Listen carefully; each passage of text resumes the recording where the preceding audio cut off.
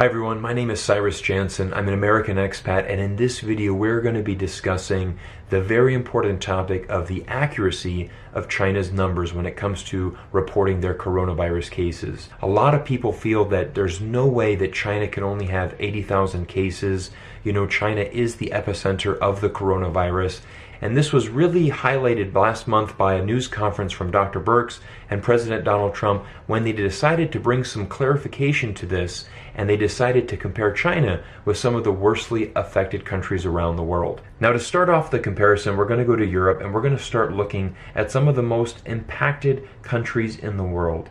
And this is the amount of deaths per million in population. We see that Belgium has 751, Spain 572, Italy 508, UK 472, France 408, Sweden 322, Netherlands 318, Ireland 297, and Switzerland 273. And we're now going to compare that with China's death per million in population, and we're going to see that China has a total of 3.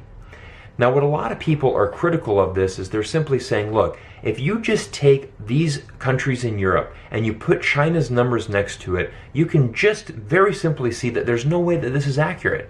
Okay, there's no way that China can be that much less. However, comparing China to countries in Europe is comparing apples to oranges. It's not a fair comparison. And to prove my point, let's take China's numbers and see how they stack up against its neighboring countries in Asia. Here we are in Asia, and we're going to look at the countries that border China and see what their deaths per million in population are. We're starting with the Philippines that come in at 7, South Korea 5, Japan 5, Singapore 4, Malaysia 3. Here's China now coming in at 3, Thailand at 0.8, Hong Kong coming in at 0.5, Taiwan at 0.3, the Chinese city of Macau 0, and Vietnam is also 0. You see, when we compare China to its neighbors in Asia, we can see that they're all pretty much in the same vicinity. Okay, China is no longer an outlier. It now is very similar to its neighbors. And here's the interesting thing. There's a lot of those countries and places, for instance, Taiwan and Hong Kong, that have done an amazing job with the coronavirus and have received a tremendous amount of praise from both the United States government and Western countries around the world. So on one hand, we're praising China's neighbors for doing a great job of, handling the coronavirus and keeping these numbers down very low. However, when China fits into those numbers as well, that doesn't make sense. We must criticize them. We must say China must be lying to us. Chinese government must be hiding something.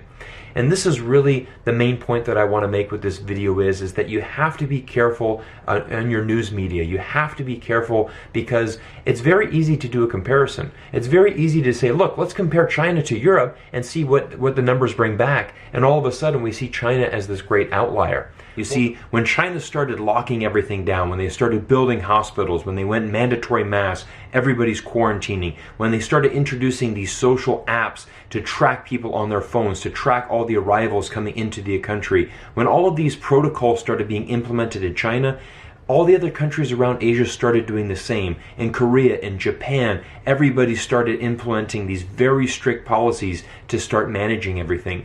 I had a friend of mine who traveled from Canada back to Vietnam for a business trip, and he mentioned that wherever he went into Vietnam, whether it was a 7-Eleven, convenience store or a hotel, he had to bring his passport, he had to register with his ID into every single building he went because they wanted to make sure that they knew where every single person was, just in case an outbreak happened, that they could trace it back very simply, and they could simply say, okay, you have the coronavirus, where have you recently been? We now have a record according to your ID number, we can now track that. So you can see the great lengths that many Asian countries have gone through. On a side note, Vietnam has done an incredibly great job in controlling the coronavirus. In total, that country has only had 288 cases, 0 deaths, 249 have recovered. And we look at, let's just say the United States, for example, for months, our politicians, decided to argue. They said, you know what, this is not going to be a problem. They simply did nothing to prepare. And now all of a sudden, we're caught with our pants down. The United States has well over 1 million cases. We're going to have over 100,000 deaths. And now we're in a position where the only thing left to do, let's start blaming others. But the reality is that China falls in line with many of the other countries in Asia. Let's just remember this. The flashback 2 months ago when 80,000 cases and 3,000 deaths were occurring in China. 2 months ago, Western media was slamming China. Look at how bad the Chinese government, reacted to the situation. Look at how bad they failed to control the situation. 80,000 cases 2 months ago seemed like an astronomical number.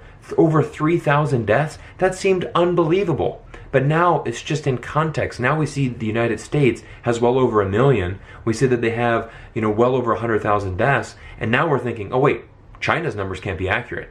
But just 2 months ago, we thought they were extravagant. So this is just how, how quickly we forget things. So anyways, I want to thank you for watching this video. If you're new to the channel, hit that subscribe button. We're bringing more facts and more interesting insights into China. My name's Cyrus, and thank you for watching this video.